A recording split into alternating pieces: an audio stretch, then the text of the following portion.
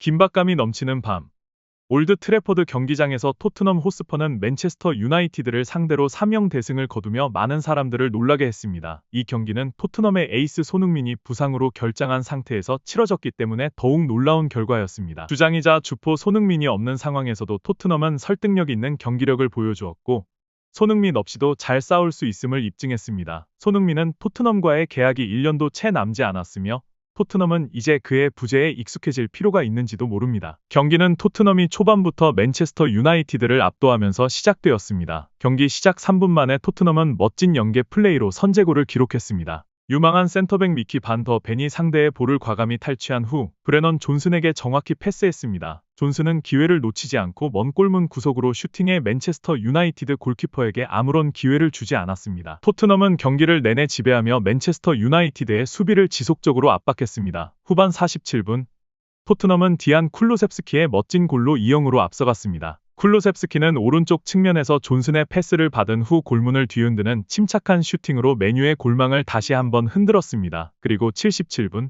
코너킥 상황에서 도미닉 솔랑키가 파페 사레의 헤더를 받아 정확히 마무리하며 3-0으로 승리를 확정지었습니다. 이는 토트넘에게 있어 더없이 달콤한 밤을 완성하는 순간이었습니다. 많은 팬들을 놀라게 한 것은 손흥민이 중요한 이 경기에 나서지 못한 점입니다. 손흥민의 허벅지 부상으로 그가 출전하지 못했으며 구단에 따르면 최근 손흥민이 지나치게 많은 경기를 소화하면서 부상이 발생했다고 합니다. 안제 포스테코글루 감독은 손흥민의 체력이 충분히 준비되지 않은 상태에서도 카라바흐와의 경기에서 그를 선발로 내보냈다는 점에서 비판을 받았습니다. 카라바흐는 잘 알려지지 않은 팀으로 주전 선수들인 손흥민을 출전시킬 필요는 없었습니다. 이로 인해 손흥민의 부상이 심각해졌고 토트넘의 선수 관리 방식에 대한 의문이 제기되었습니다. 손흥민이라는 큰 영향을 미치는 선수가 없었음에도 불구하고 토트넘은 인상적인 승리를 거두었습니다. 하지만 손흥민을 대신해 선발 출전한 베르너가 수많은 득점 기회를 놓친 것도 사실입니다. 베르너는 39분과 57분에 메뉴 골키퍼 오나나와 1대1 상황을 맞이했지만 그의 슈팅은 너무 약했고 골문 중앙으로 향해 오나나가 거의 움직이지 않고도 쉽게 막을 수 있었습니다. 뿐만 아니라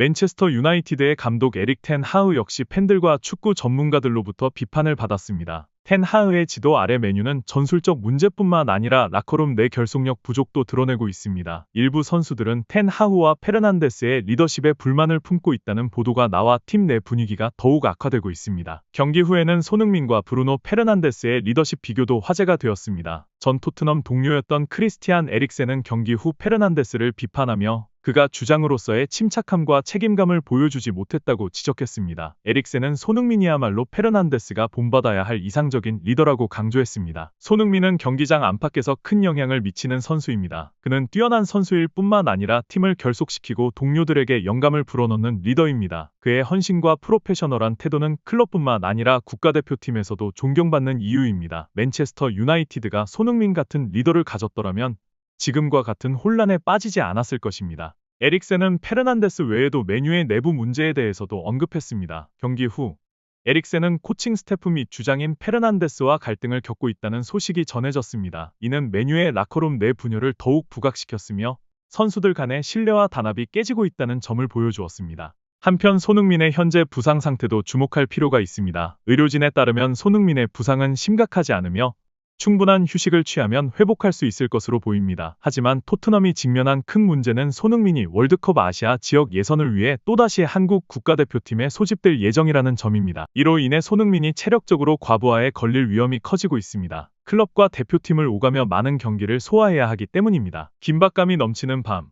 올드 트래포드 경기장에서 토트넘 호스퍼는 맨체스터 유나이티드를 상대로 3영 대승을 거두며 많은 사람들을 놀라게 했습니다. 이 경기는 토트넘의 에이스 손흥민이 부상으로 결장한 상태에서 치러졌기 때문에 더욱 놀라운 결과였습니다. 주장이자 주포 손흥민이 없는 상황에서도 토트넘은 설득력 있는 경기력을 보여주었고 손흥민 없이도 잘 싸울 수 있음을 입증했습니다. 손흥민은 토트넘과의 계약이 1년도 채 남지 않았으며 토트넘은 이제 그의 부재에 익숙해질 필요가 있는지도 모릅니다. 경기는 토트넘이 초반부터 맨체스터 유나이티드를 압도하면서 시작되었습니다. 경기 시작 3분 만에 토트넘은 멋진 연계 플레이로 선제골을 기록했습니다. 유망한 센터백 미키 반 더 벤이 상대의 볼을 과감히 탈취한 후 브레넌 존슨에게 정확히 패스했습니다. 존슨은 기회를 놓치지 않고 먼 골문 구석으로 슈팅해 맨체스터 유나이티드 골키퍼에게 아무런 기회를 주지 않았습니다. 토트넘은 경기를 내내 지배하며 맨체스터 유나이티드의 수비를 지속적으로 압박했습니다. 후반 47분 토트넘은 디안 쿨루셉스키의 멋진 골로 2-0으로 앞서갔습니다. 쿨루셉스키는 오른쪽 측면에서 존슨의 패스를 받은 후 골문을 뒤흔드는 침착한 슈팅으로 메뉴의 골망을 다시 한번 흔들었습니다. 그리고 77분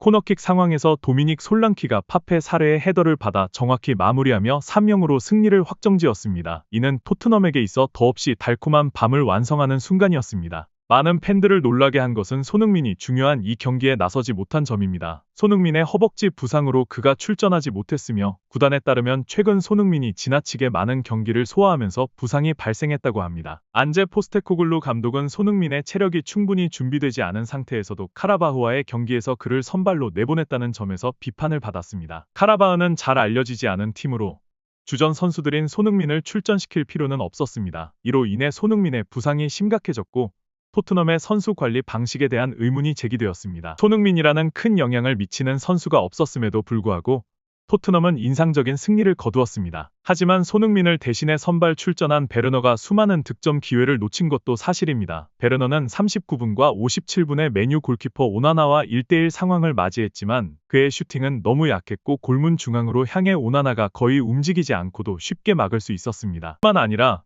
맨체스터 유나이티드의 감독 에릭 텐 하흐 역시 팬들과 축구 전문가들로부터 비판을 받았습니다. 텐 하흐의 지도 아래 메뉴는 전술적 문제뿐만 아니라 라커룸 내 결속력 부족도 드러내고 있습니다. 일부 선수들은 텐 하흐와 페르난데스의 리더십에 불만을 품고 있다는 보도가 나와 팀 내 분위기가 더욱 악화되고 있습니다. 경기 후에는 손흥민과 브루노 페르난데스의 리더십 비교도 화제가 되었습니다. 전 토트넘 동료였던 크리스티안 에릭센은 경기 후 페르난데스를 비판하며 그가 주장으로서의 침착함과 책임감을 보여주지 못했다고 지적했습니다. 에릭센은 손흥민이야말로 페르난데스가 본받아야 할 이상적인 리더라고 강조했습니다. 손흥민은 경기장 안팎에서 큰 영향을 미치는 선수입니다. 그는 뛰어난 선수일 뿐만 아니라 팀을 결속시키고 동료들에게 영감을 불어넣는 리더입니다. 그의 헌신과 프로페셔널한 태도는 클럽뿐만 아니라 국가대표팀에서도 존경받는 이유입니다. 맨체스터 유나이티드가 손흥민 같은 리더를 가졌더라면 지금과 같은 혼란에 빠지지 않았을 것입니다. 에릭센은 페르난데스 외에도 메뉴의 내부 문제에 대해서도 언급했습니다. 경기 후 에릭센은 코칭 스태프 및 주장인 페르난데스와 갈등을 겪고 있다는 소식이 전해졌습니다. 이는 메뉴의 라커룸 내 분열을 더욱 부각시켰으며 선수들 간의 신뢰와 단합이 깨지고 있다는 점을 보여주었습니다. 한편 손흥민의 현재 부상 상태도 주목할 필요가 있습니다. 의료진에 따르면 손흥민의 부상은 심각하지 않으며 충분한 휴식을 취하면 회복할 수 있을 것으로 보입니다. 하지만 토트넘이 직면한 큰 문제는 손흥민이 월드컵 아시아 지역 예선을 위해 또다시 한국 국가대표팀에 소집될 예정이라는 점입니다. 이로 인해 손흥민이 체력적으로 과부하에 걸릴 위험이 커지고 있습니다. 클럽과 대표팀을 오가며 많은 경기를 소화해야 하기 때문입니다.